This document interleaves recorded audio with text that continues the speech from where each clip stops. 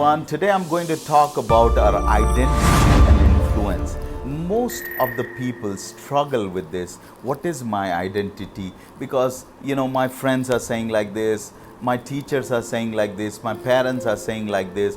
And so as we grow up, we tend to struggle with our identity, our influence, and we don't know how to react. We start copying some people.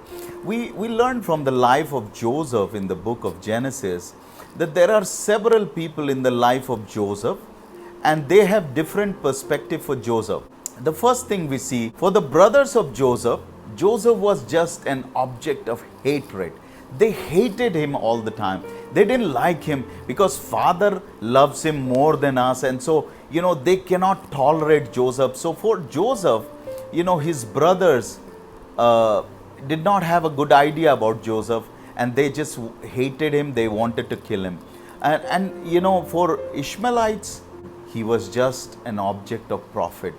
They were seeing Joseph, okay, now if we can buy him here and sell him in the Egypt, we'll get more money. So he was just a matter of profit and loss. And so many times some people can also evaluate us like that, whether we are of a profit or a loss, and they will always consider in that way. The third group of people here we see is Potiphar. For Potiphar, if you can get a nice strong man who can work in your home all day, all along freely, and he is faithful, what else do you need? So for him, he was a slave who would work for him faithfully and nicely. So he enjoyed his fellowship. But that was not true identity of Joseph. For Potiphar's wife, a young hunk and a sexual object. And that's what Potiphar's wife always considered Joseph. But that was not Joseph's identity. The next group is the jailer. For jailer, what else you need if you have a young disciplined prisoner who would always assist you and help you? So for him, he was a person who would assist him, help him, and take care of the jail discipline. And for the cupbearer and the butler, he was a friend in need. Just take advantage of the situation and forget about him. That was the idea of different people. For Pharaoh, he was an intelligent leader who could help him in the times of crisis. All these identities and influence were given by people. If Joseph had taken any one of these identities, he would have suffered, he would have backslided, he would have failed utterly.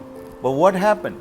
He was always on with God's identity. And for God, he was going to save his people. He was going to save the people of Egypt. He was going to become the prime minister. He was going to become the influential leader who would bring his people over to the land of Egypt. And so Joseph became successful in fulfilling the identity he received from God. Friends, your identity and influence comes from God.